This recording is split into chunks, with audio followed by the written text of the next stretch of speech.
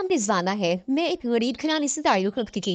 मेरा ससुराल बहुत खाता पीता और अच्छे घराने से था और फौरन ही मुझे सारे घर की सारी जिम्मेदारी दे दी गई थी क्योंकि मैं घर की सबसे बड़ी बहू थी। और अल्लाह पाक ने फिर मुझे दो बच्चों से नवाजा, एक बेटा और एक बेटी। दिन रफ्ता रफ्ता ऐसे ही गुजरते गए। जब मेरा बड़ा बेटा जवान हो गया और मैंने उसकी शादी करवा दी, लेकिन उसकी पहली शादी में इतना अजीब वाकया हुआ था कि मैं उसे भूल जाना चाहती थी। लेकिन आज उसकी दूसरी शादी थी। मुझे यकीन था कि वो मेरे बेटे का ख्याल जरूर रखेगी। मेरा बेटा बहुत कमा रहा था, वो शिकलाक और बहुत ही खूबसूरत था।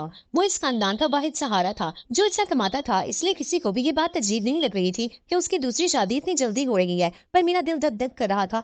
रात जैसे जैसे नजदीक आ रही थी, मेरा दिल भी उतनी ही तेजी से धड़क रहा था और मैं फिक्रमंद हो रही थी। मेरी बेटी को भी इस बात का पता था और वो भी मेरी ही तरह फिक्रमंद थी। वो बोली कि अगर आज भी ऐसा ही हुआ तो फिर क्या होगा। मैंने कहा, अपने मुंह से कुछ अच्छा निकालो, मैं पहले से ही परेशान हूँ। अब तो सब मेहमान भी आ गए हैं। पिछली बार कोरोना की वजह से काफी लोगों को नहीं बुलाया था, लेकिन इस शादी में सभी रिश्तेदार बहुत गुस्से के साथ आए थे। इसलिए लोग पिछली शादी के बारे में ज्यादा नहीं जानते थे और ये भी नहीं जानते थे कि ऐसा क्या हुआ कि उन्हें फिर से शादी करनी पड़ी। मेरा बेटा भी खुश था, कोई मसला नहीं था, क्योंकि उसकी ये बीवी पहली बीवी से कहीं ज्यादा खूबसूरत थी और उम्र में भी छोटी थी, तो उसे तो खुश होना ही चाहिए था। सर्दी का मौसम था, ज्यादातर मेहमान घर में ठहरे हुए थे। बाहर नाच गाना चल रहा था, लोग आपस में हंसी मजाक कर रहे थे। मैंने अपनी देवरानी से कहा, दुल्हन दूसरे शहर से आई है, बहुत थक गई होगी, मुझे लगता है उसे दूल्हे के कमरे में नहीं भेजना चाहिए।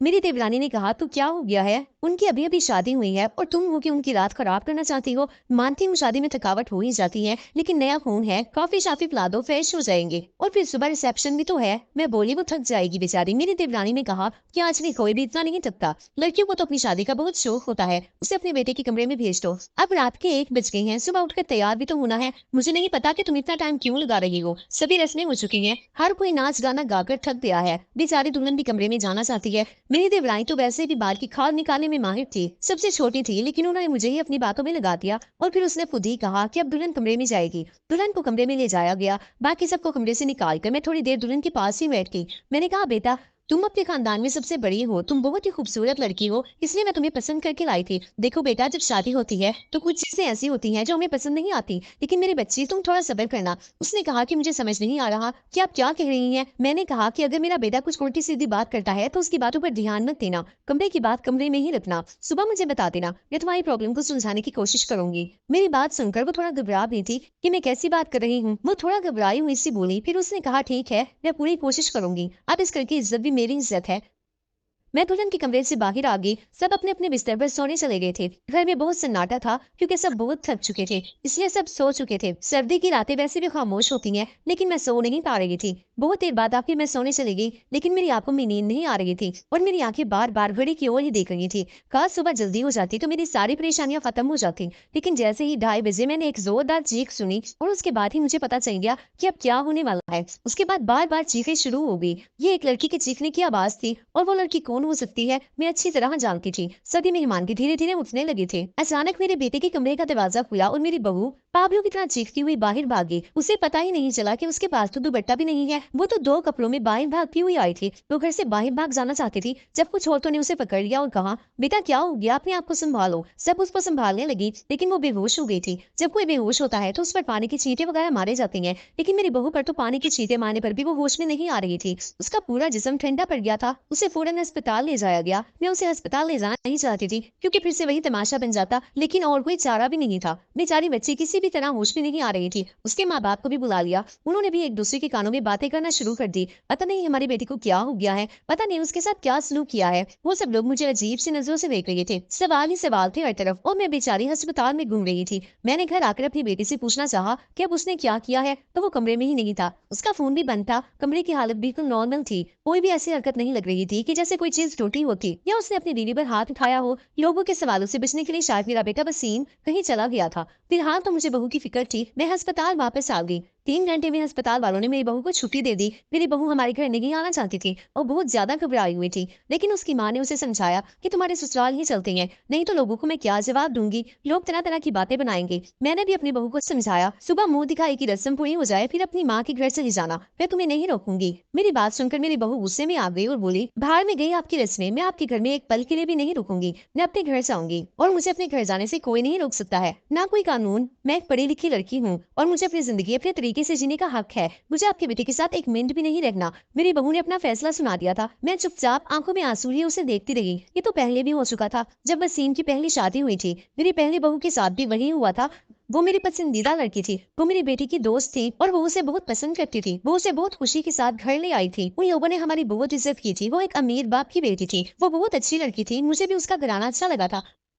कुछ ही दिनों में मैंने महसूस किया था कि जैसे वो वसीम को पसंद करने लगी है और शायद इसीलिए रिश्ता भेजा गया था। लेकिन शादी के बाद उसके साथ भी ऐसा ही हुआ था। शादी की पहली रात वो भी चिल्लाते हुए कमरे से बाहर भागी थी और उसके बाद मेरे बेटे की शक्ल देखने से भी मना कर दिया था। मैंने उसे बहुत समझाया कि बेटा अपनी जिंदगी के बारे में तो सोचो, लेकिन उसने कहा कि मेरी जिंदगी तो बर्बाद हो गई है। और अब इस लड़की को भी समझाया जा रहा था, लेकिन वो भी कह रही थी मैंने जब एक दफा कह दिया कि मैंने नहीं रहना तो मैं नहीं रहूंगी आपके बेटे के साथ। मेरा बेटा भी कोई जवाब नहीं दे रहा था। पता नहीं कहाँ चला गया था। लड़की का बाप बार बार कह रहा था कि वसीम को बुलाओ, हम उससे पूछें कि उसने हमारे बेटे के साथ क्या किया है। वसीम घर आ चुका था। सब उस पर सवालों की बौछार कर रहे थे। वो खामोश था, कुछ भी नहीं बोल पा रहा था। हक हार कर सब खामोश हो गए। लड़की के माँ बाप ने भी वसीम को बुरा भला कहा और धमका कर चले गए। वो अपनी बेटी को भी साथ ले गए। अच्छा खासा तमाशा हो गया था। सब मेहमानों के सामने हमारी नाक कट गई थी। लड़की के माँ बाप ने हमारी बेइज्जती करने में कोई कसर नहीं छोड़ी थी, लेकिन वसीम अपने मुंह से एक लफ्ज भी नहीं बोल रहा था। वसीम के अब्बू तो पहले ही इस दुनिया से जा चुके थे। सारी बेइज्जती मुझे अकेले ही सहनी पड़ी। घर में जमा लोगों ने भी हमें अच्छी खासी बातें सुना डाली थी। लड़की की माँ तो काबू में ही नहीं आ रही थी। वो बहुत चीख चीख कर मुझे बुरा भला कह रही थी, लेकिन इसने उस बेचारी लड़की की क्या गलती थी। आखिर उसकी बेटी की जिंदगी तबाह हो गई थी। आज खुद को बहुत अकेला महसूस कर रही थी मैं। काश वसीम के अब्बू होते तो इतनी जल्दी हिम्मत न हारती। लोगों के तानों को मैं अकेले ही सुनती रही। वसीम बड़ा था। वसीम से छोटी मेरी एक बेटी थी जो कॉलेज में पढ़ती थी। सब लोग आपस में बातें कर रहे थे। वसीम को लेकर तरह तरह की कहानियां बनाई जा रही थी। कोई कह रहा था कि पता नहीं शायद वो पागल है, तो कोई कह रहा था लगता है वसीम दिमागी मरीज है, तो कोई कह रहा था कि पता नहीं उसने नई दुल्हन के साथ ऐसा क्या किया कि वो इतना ज्यादा डर गई। जितनी मुंह उतनी बातें थी, लेकिन मेरे पास इन सबका कोई जवाब नहीं था। जब लोगों को असल वजह पता ना हो तो वो खुद ही कहानियां बना लेते हैं और खुद की बनाई हुई उल्टी सीधी कहानियां सच से कहीं ज्यादा खतरनाक होती हैं। लेकिन मसला तो ये था कि सच तो मुझे भी नहीं पता था कि ऐसा क्या था कि सुहाग रात को ही मेरी बहू मेरे बेटे के कमरे से चीखती हुई भागती थी। मुझे उस लड़की ने भी तो कुछ नहीं बताया था। मैंने खुद ही अपने मन में सोचा हो सकता है उसने अपने माँ बाप को कुछ बताया हो। सच जाने के लिए मैंने उनके घर फोन कर दिया। भले ही वो उनसे रिश्ता खत्म कर गए थे, लेकिन इंसानियत के नाते ही मैंने उसका हाल चाल लेने के लिए फोन किया। फोन लड़की की माँ ने उठाया था। मैंने पूछा आप कैसे तबीयत है आपकी बेटी की। मेरी आवाज सुनते ही वो भड़क गई थी और बोली मेरी बेटी अब तक ठीक नहीं हुई है। खबरदार जो आगे से आपने फोन किया। ये सब सुनकर मैं बहुत ज्यादा परेशान हो गई थी। मेरी पहली बहू के साथ भी ऐसा ही हुआ था। मेरी बेटी ने बताया था कि वो कम से कम 7 महीने तक बीमार रही थी। आखिर ऐसा क्या मसला था मेरे बेटे को, मुझे कुछ भी समझ नहीं आ रहा था। क्या कमी थी कि उसकी बीवियां उससे डरकर भाग जाती थी। वसीम की बात करो तो वसीम बहुत ही सीधा साधा सा बच्चा था। बचपन से ही कम बोलने वाला था, लेकिन उसके अंदर कोई भी आदत ऐसी नहीं थी जो अब नॉर्मल हो। वसीम मेरी पहली औलाद थी। मैंने उसे बहुत ही लाड प्यार से पाला था, लेकिन मेरे इतना लाड प्यार देने से भी वो बिगड़ा नहीं था। हाँ, उसे अपनी खूबसूरती पर फख्र जरूर था। वो कहता मेरी खूबसूरती और पर्सनैलिटी पर सब मरते हैं। उसको पहनने ओढ़ने का बहुत शौक था। पढ़ाई में भी अच्छा था। नौकरी भी टाइम से कर ली थी। अपनी बहन के लिए भी एक जिम्मेदार भाई था। अपनी बहन बीना को कॉलेज लेकर जाता और वापस घर लेकर आता। घर में खर्च के लिए पैसे भी देता। कभी मुझसे ऊंची आवाज में बात नहीं करता। उसके दोस्त भी कोई ऐसे नहीं थे जो मैं कहती कि गलत संगत में पड़ गया है। कोई नशा वगैरह भी नहीं करता था। बस उसका एक ही दोस्त था जो सबसे अच्छा था, जो बाहरी मुल्क में रहता था। कभी कभी उससे फोन पर बात भी होती थी। मुझसे भी अपने दोस्त की बात करवाता था। कभी कभी मुझसे कहता मामा क्यों ना हम बीना की शादी उसी से कर दें, बहुत ही अच्छा लड़का है। सब कुछ नॉर्मल ही था, लेकिन ये जो 2 बार हुआ ये बिल्कुल भी नॉर्मल नहीं था। पता नहीं मेरे बेटे में क्या कमी थी। ऐसा क्या करता था अपनी बीवियों के साथ कि वो भाग जाती थी। धीरे धीरे वक्त गुजरता गया। वसीम थोड़ा नॉर्मल हो चुका था। अब तो घर में थोड़ी बहुत बात भी करने लगा था। इस बार मैंने सोचा कि वसीम की तीसरी शादी करवाऊं और ऐसी लड़की से करवाऊं जो मुझे बताए क्या फिर सुहागरात के कमरे में वसीम ऐसा क्या करता है कि दुल्हन भाग जाती है। वसीम की दोनों बीवियों से तलाक हो चुकी थी। मैं ये भी चाहती थी कि ये जो बहू आए वो मेरे घर में ही रहे, यहाँ से भाग न जाए। मैं किसी की जिंदगी बर्बाद करना नहीं चाहती थी, क्योंकि मैं भी एक बेटी की माँ थी और मैं भी ये अच्छी तरह जानती थी तलाक का दब्बा एक लड़की के लिए कितनी बड़ी बदनामी होता है। मैं बहुत सोचने के बाद इस नतीजे पर पहुंची कि अपने बेटे की शादी एक शादीशुदा औरत से करूंगी, जिसकी पहले से शादी हो चुकी हो और वो तलाकशुदा हो या फिर बेवा हो। और जल्दी ही मुझे ऐसी लड़की मिल भी गई। लड़की वालों को भी शादी की जल्दी थी, इसलिए उन्होंने भी ज्यादा छानबीन नहीं की।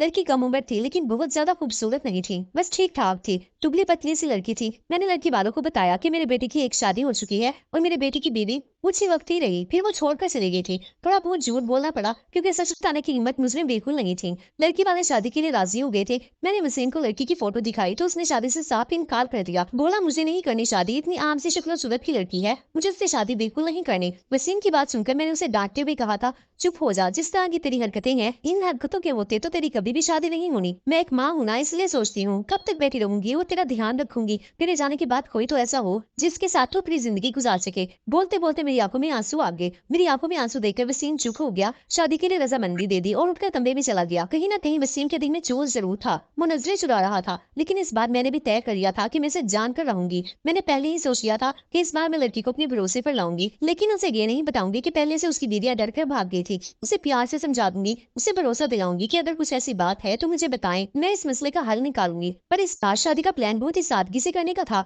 और भी मैंने बहुत ही सादगी से वसीम की शादी कर दी। लड़की का नाम अस्मा था, बहुत ही प्यारी बच्ची थी। मेरी बेटी ने मना भी किया था कि मामा रहने दे, भाई को इनके हाथ पर छोड़ दे, लेकिन मैंने उसे समझाया था कि बेटा हो सकता है तेरे भाई के साथ कुछ मसला हो जिसे सुलझाना हमारा फर्ज है। खैर शादी हो गई। इस बार मैंने ज्यादा मेहमानों को नहीं बुलाया था। घर में कुछ ही मेहमान थे जो कि मेरे रिश्तेदार नहीं बल्कि मेरे कुछ जानने वाले थे। मेरी कुछ सहेलियां वगैरह थी और उनकी फैमिली वाले थे। अस्मा को मैं वसीम के कमरे में ले गई। उसे बेड पर बिठाते हुए मैंने अस्मा का हाथ अपने हाथों में लिया और उसे हल्के से दबाते हुए बोली, बेटा तुमसे बहुत ही जरूरी बात करनी है, बहुत ही ध्यान से मेरी बात सुनो। अस्मा मुझे देखने लगी कि भला ऐसी कौन सी जरूरी बात है जो अभी करनी है। मैंने उसको समझाते हुए कहा, बेटा वसीम इस शादी के लिए राजी नहीं था, बहुत ही मुश्किल से मैंने उसे शादी के लिए तैयार किया है। हो सकता है मेरा बेटा कुछ अजीबोगरीब हरकतें करे, हो सकता है तुम्हें डराने की कोशिश करे जिससे तुम उसे छोड़कर भाग जाओ, लेकिन बेटा तुम्हें डरना नहीं है। जो भी हो तुमने सब कुछ मुझे बता देना है, बस तुम्हें उसके डराने धमकाने में या उसकी बातों में आने की जरूरत नहीं है। अस्मा ने मेरी बातों को सुनकर हाँ में सर हिला दिया था और अस्मा को आराम करने का बोलकर बाहर आ गई।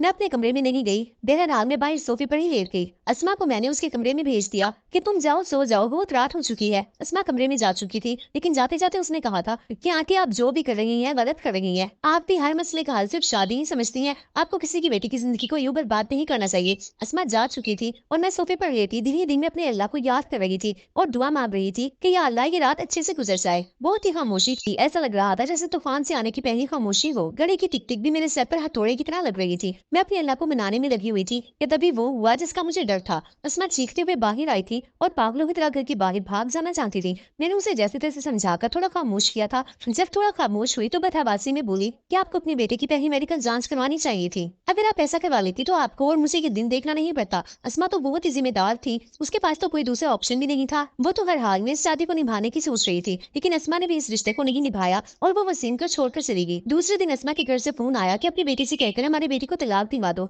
नहीं तो हम ये काम अदालत से भी कर सकते हैं। सदमे की हालत में फोन पकड़े वहीं सोफे पर बैठ गई, यानी कि अब वसीम को कोई मजबूरी में भी अपनाने के लिए तैयार नहीं था। पहले मैं जो बहुएं लाई थी वो अमीर घराने की और खूबसूरत पढ़ी लिखी थी, लेकिन अस्मा तो गरीब घराने की थी और बहुत ज्यादा खूबसूरत भी नहीं थी। अस्मा को मैंने पहले ही सब कुछ समझा भी दिया था और तब भी वो इतना ज्यादा बदहवास हो गई थी। आखिर ऐसी क्या कमी थी मेरे बेटे में? हम जो जहेज दुल्हन को देते थे, दुल्हन के घर वाले शादी के दूसरे दिन ही वापस कर देते थे। मैं तो जहेज भी नहीं लेती थी। फिर आखिर ऐसा क्या था कि ऐसे खूबसूरत पढ़े लिखे और अमीर लड़के को छोड़कर भी लड़कियां भाग जाती थी? मेरा दिमाग सोच सोच कर पिटा जा रहा था। कैसे पता लगाऊं कि आखिर बात क्या है? वसीम भी अपने मुंह से कुछ कहने को तैयार नहीं था। जब भी इस बारे में कुछ बात करने की कोशिश करती तो वो उठकर बाहर चला जाता, मुझे बात करने का मौका ही नहीं देता। लेकिन अब मैं हर वक्त वसीम पर नजर रखने लगी थी, उसकी एक एक हरकत पर ध्यान देती। शायद कुछ तो ऐसा सबूत मिले जिससे मैं सच जान सकूं कि आखिर सच्चाई क्या है। लेकिन उसको देखकर कभी ऐसा लगा ही नहीं कि उसने कुछ कमी भी है। एकदम नॉर्मल लड़कों की तरह था जैसे और लड़के होती हैं। मुझे कोई भी रास्ता दिखाई नहीं दे रहा था। एक दिन तंग आकर मैंने वसीम के दोस्त को फोन लगाया,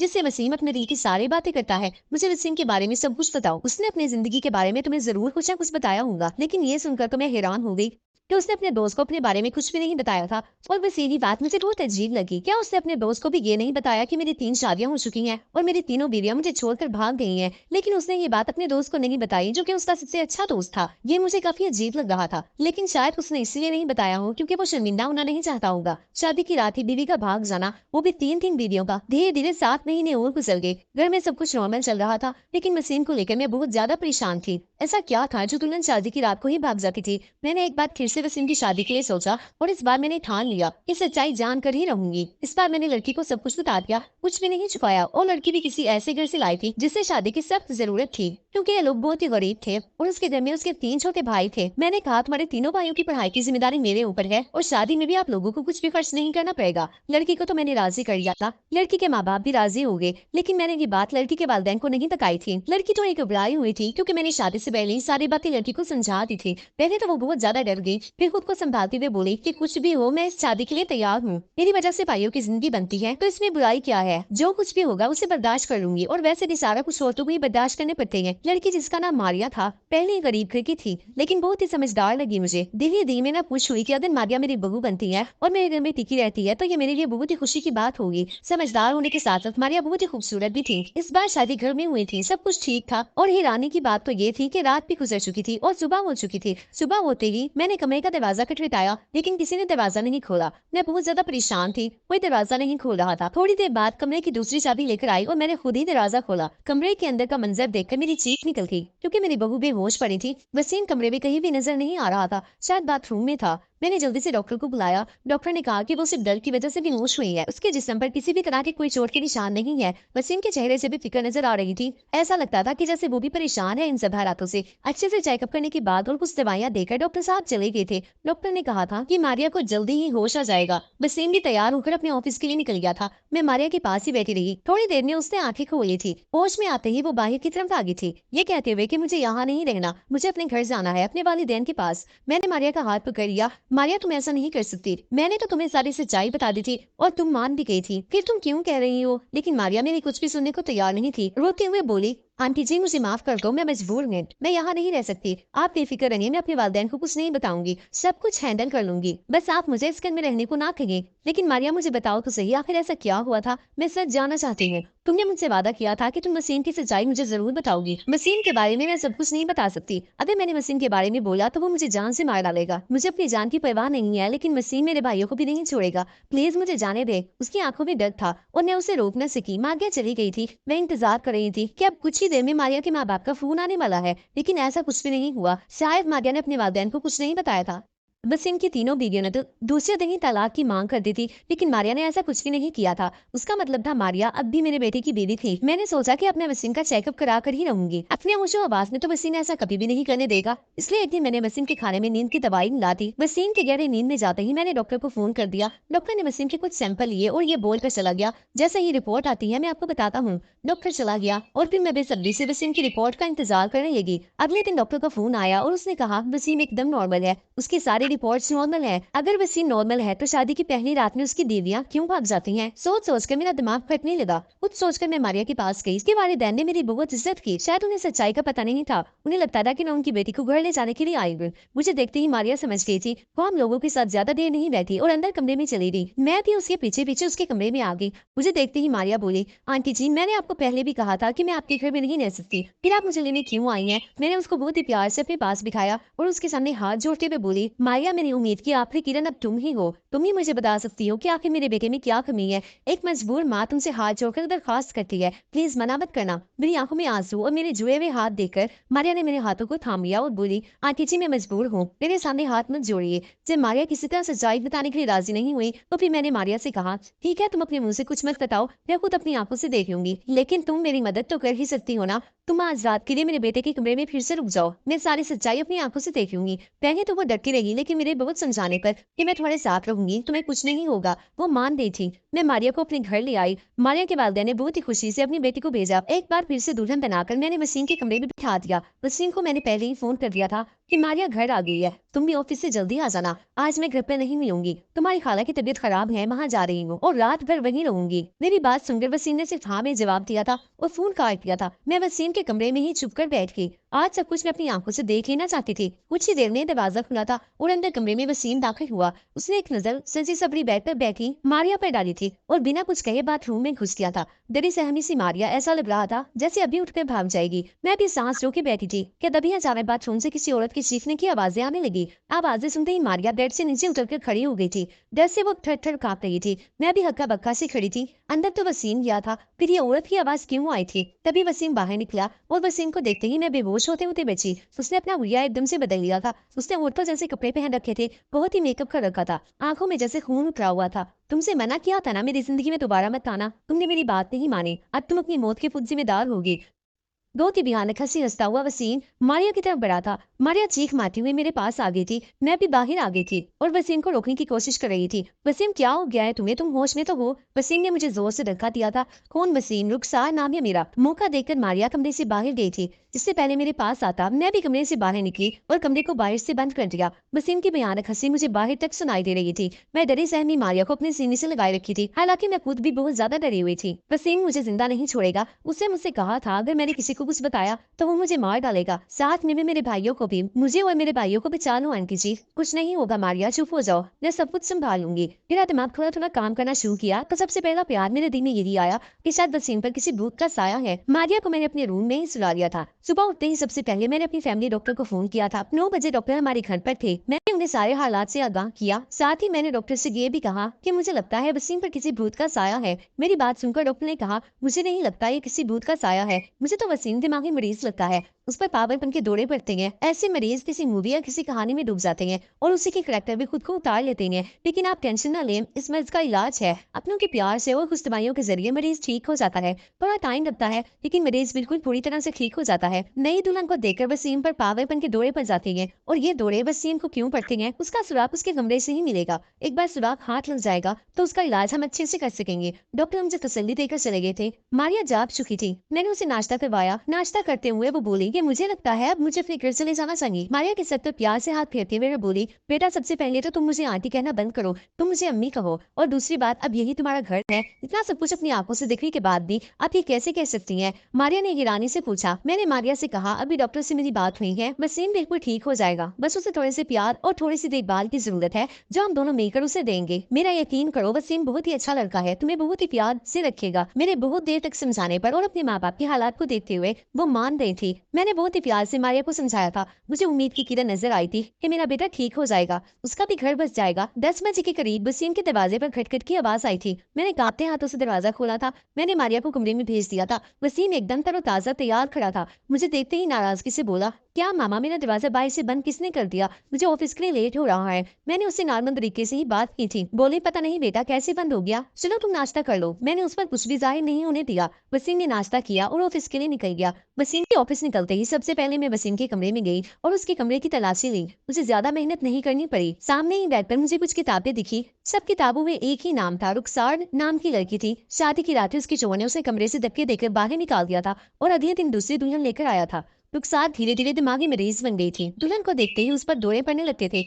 अब तो किसी शादी में दुल्हन को देखती तो उसे मारने के लिए भागती थी। रुखसार के ससुराल वालों ने उसे पागल कहा, उसे उसकी माँ के पास भेज दिया था। दुल्हनों को देखकर रुखसार का पागलपन कम नहीं हुआ था और रुखसार के करैक्टर में ही वसीम ने खुद को उतार लिया था। मैंने डॉक्टर को फोन करके सारी बात बताई। डॉक्टर ने कहा कि आप लोग बिल्कुल भी ना घबराएं, मैं कुछ दवाइयाँ दूंगा और जो पड़ता है वो सारी किताबें आप रूम से बाहर निकाल दे। धीरे धीरे प्यार से वसीम को समझाना पड़ेगा और रुखसार के करैक्टर से निकालना पड़ेगा। धीरे धीरे डॉक्टर की दवाइयों से और मारिया और मेरी मेहनत से वसीम ठीक होने लगा था। मारिया वसीम के सामने सादा सी रहती थी, कोई भी बनाव सिंगार नहीं करती थी। वसीम के रवैये में बहुत बदलाव आने लगा था। उसकी आंखों में अब मैंने मारिया के लिए प्यार देखा था। मारिया कहीं भी जाती वसीम की निगाहें उसका पीछा करती थी। वसीम का इलाज चलते आज 4 महीने हो चुके थे। मारिया ने जैसे मेहनत और लगन से मेरा साथ दिया था उसकी मैं कायल हो गई थी। कोई बहुत ही अच्छे काम किए होंगे जो मुझे मारिया जैसी बहू मिली। मारिया अब भी मेरे साथ मेरे कमरे में ही सोती थी, लेकिन आज मैंने सोच लिया था कि सब कुछ फाइनल हो जाना चाहिए। मुझे पूरा यकीन है कि अब वसीम बिल्कुल ठीक हो चुका है। मैंने मारिया से कहा कि आज तो उन्हें आखिरी कदम और उठाना पड़ेगा, उसके बाद तुम्हारी जिंदगी में खुशियां ही खुशियां होंगी।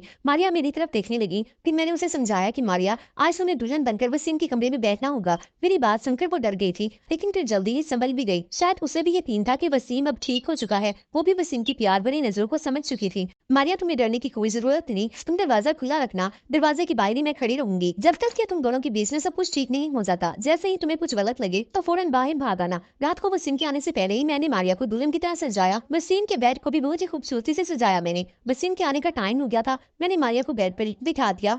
और बाहर आ गई। थोड़ी देर में वसीम भी आ चुका था। खाना खाते हुए वसीम की निगाहें इधर उधर कुछ ढूंढ रही थी। मैं समझ गई थी कि वसीम किसे ढूंढ रहा है, लेकिन मैं अनजान बनी रही। कुछ देर में वसीम खुद ही बोला, अम्मी मारिया कहीं दिखाई नहीं दे रही, क्या कहीं गई हुई है? मैंने मुस्कुराते हुए कहा, वसीम तो पहले खाना खत्म करो, उसके बाद अपने कमरे में जाओ तो तुम्हें अपने सवाल का जवाब मिल जाएगा। खाना खाने के बाद वो अपने कमरे में चला गया। मेरा दिल जोरों से धड़क रहा था। अब पता नहीं क्या होने वाला है। अल्लाह सब कुछ ठीक हो। मैं भी वसीम के पीछे पीछे चली और बाहर गेट पर ही रुक गई। मैं अंदर कान लगाकर सुनने की कोशिश कर रही थी कि अंदर सब कुछ ठीक तो है। खड़े खड़े मुझे काफी देर हो गई थी, लेकिन अभी तक अंदर खामोशी थी। और फिर कुछ ही देर में मुझे मारिया और वसीम की सरगोशियां सुनाई देने लगी, लेकिन वो प्यार में डूबी हुई सरगोशियां थी। मैं मुस्कुरा दी। मेरे अंदर तक सुकून कर दिया। मैंने मन ही मन में अल्लाह को शुक्र अदा किया और अपने कमरे में आ गई और सुकून से लेट गई। सुबह मेरी आंख देर से खुली। जल्दी जल्दी उठकर किचन की तरफ भागी तो मारिया को किचन में पहले से मौजूद पाया। मुझे देखकर उसके चेहरे पर मुस्कुराहट आ गई। उसकी झुकी हुई नजरें और शर्मीली मुस्कुराहट से ही मैं पहचान गई कि सब कुछ ठीक है। मैंने प्यार से मारिया के माथे को चूमते हुए कहा, बेटा तुम इतनी सुबह किचन में क्या कर रही हो? मारिया थोड़ी शर्माई हुई बोली, अम्मी जी वो वसीम को कॉफी चाहिए थी, वही बना रही थी। मारिया को किचन में छोड़कर मैं बाहर हॉल में आ गई और सोफे पर बैठकर मैंने आंखें बंद कर ली। आज मेरे वसीम के और मारिया के जीवन में खुशियां ही खुशियां थी।